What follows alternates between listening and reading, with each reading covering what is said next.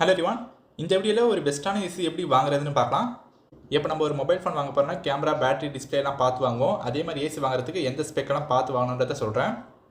First எந்த capacity AC choose பண்ணணும் and டன்னா என்னன்னு சொல்லிடுறேன்.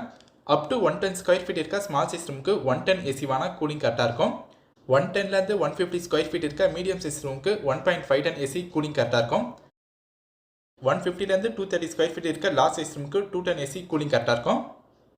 நெக்ஸ்ட் ஸ்டார் ரேட்டிங்னா நான் சொல்லிடுறேன். ஏசியில் 110ல் 3 ஸ்டார் ஏசி இருக்குது, 110ல் 5 ஸ்டார் ஏசி இருக்குது. 110 3 ஸ்டார் ஏசி பர் இயருக்கு 650 யூனிட்ஸ் வந்து கன்சியூம் பண்ணும். 110 5 ஸ்டார் ஏசி பர் இயருக்கு 515 யூனிட்ஸ் வந்து கன்சியூம் பண்ணும். இந்த ரெண்டு ஏசிக்கும் பவர் டிஃபரன்ஸ் எவ்வளோ வரும்னா 135 யூனிட்ஸ் வந்து டிஃபரன்ஸ் வரும் பர் இயருக்கு. 3 star AC and 5 star AC இந்த ரெண்டு ஏசியும் கூலிங் அண்ட் பர்ஃபார்மன்ஸ் சேமாக தான் இருக்கும்.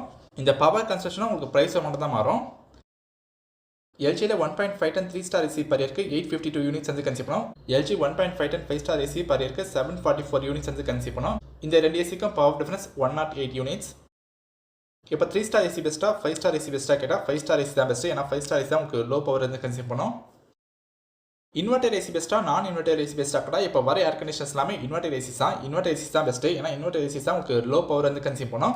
இன்வெர்டர் ஏசி எப்படி இருக்கும்னா இப்போ நீங்கள் ஏசியில் செட் பண்ணுற கூலிங் ரீச் ஆன பிறகு இன்வெர்டர் ஆஃப் ஆகிடும். அகைன் கூலிங் கம்மியாகும் போது இன்வெர்டர் வந்து ஆன் ஆகும். இந்த மாதிரி ஆன் அண்ட் ஆஃப் ஆகிறதுனால உங்களுக்கு பவர் சேவிங்ஸ் வந்து அதிகமாக இருக்கும். நெக்ஸ்ட் நீங்கள் வாங்குற ஏர் கண்டிஷன்ஸ் வந்து உங்களுக்கு 4-வே ஸ்விங் வந்து இருக்க மாதிரி பார்த்துக்கோங்க. 4-வே ஸ்விங்ஸ் வந்து எப்படி இருக்காங்கன்னா vertical direction and horizontal direction வந்து ஒர்க் ஆகும். 2-வே ஸ்விங் எப்படி இருக்காங்கன்னா வெர்டிகல் டைரக்ஷன் மட்டும் ஒர்க் ஆகும். இப்போ நீங்கள் ஏசியை ஹாலில் வந்து ஃபிக்ஸ் பண்ண போறீங்கன்னா நீங்கள் 4-வே ஸ்விங் வாங்குறது கரெக்டாக இருக்கும். இதுவே நீங்கள் ஸ்மால் சைஸ் ரூமில் ஏசி ஃபிக்ஸ் பண்ண போறீங்கன்னா உங்களுக்கு 2-வே ஸ்விங்கே போதுமானது தான். 100% காப்பர் கண்டென்சர் அண்ட் காயில்ஸ் வந்து இருக்க மாதிரி ஏசிஸ் வந்து நீங்கள் சூஸ் பண்ணுங்கள். எதனால் 100% காப்பர் வந்து இருக்கணும்னா காப்பர் லோ பவர் கன்செப்ட்னா காப்பரோட லைஃப் ஸ்பென் வந்து அதிகம். ரூம் வந்து ஃபாஸ்ட்டாக கூலிங் ஆகிறதுக்காக மெயின்டெனன்ஸ் காஸ்ட் கம்மியாக இருக்கிறதுக்காக காப்பர் கண்டென்சர் வந்து தேவை. ஆட்டோ கிளீன் ஃபங்க்ஷன் என்ன பார்க்கலாம். ஏசி இண்டோர் யூனிட்டில் ஃபார்ம் ஆகிற டஸ்ட் ஏசியை ஆட்டோமேட்டிக்காக க்ளீன் பண்ணிக்கிறதுக்காக இந்த ஆட்டோ கிளீன் ஃபங்க்ஷனும் தேவை. இப்போ ஏசிக்கு ஸ்டெபிலைசர் தேவையா இல்லையா கேட்டால் இப்போ இருக்க நியூ மாடல் ஏசிஸில் எல்லாமே இன்பில்டாகவே ஸ்டெபிலைசர் ஃப்ரீ ஆப்ரேஷன் வந்து இருக்குது. இருந்தாலும் ஒரு சேஃப்டிக்காக நீங்கள் ஒரு நார்மல் ஸ்டெபிலைசர் யூஸ் பண்ணுங்கள். நீங்கள் ஒரு ஸ்டெபிலைசர் யூஸ் பண்ணுறதுனால உங்கள் ஏசிக்கு எக்ஸ்ட்ரா ப்ரொடெக்ஷன் கிடைக்கும். நெக்ஸ்ட் வைஃபை ஆப்ஷன் பற்றி பார்க்கலாம். இப்போ நீங்கள் வைஃபை ஆப்ஷன் யூஸ் பண்ண போறீங்கன்னா நீங்கள் வைஃபை ஆப்ஷன் இருக்க மாதிரி ஏசிஸ் வந்து வாங்க. வைஃபைலாம் யூஸ் பண்ண போகிறது இல்லைனா நீங்கள் நார்மல் ஏசிஸே வந்து வாங்கிக்கலாம். நீங்கள் வாங்குற ஏசிக்கு எவ்வளோ வாரண்ட்டி இருக்கணும்ன்றது பார்க்கலாம். ப்ராடக்ட்டுக்கு 1 இயர் வாரண்ட்டி இருக்கணும். பிசிபிக்கு 5 இயர்ஸ் வாரண்ட்டி இருக்கணும். கம்ப்ரஸருக்கு 10 இயர்ஸ் வாரண்ட்டி இருக்கணும்.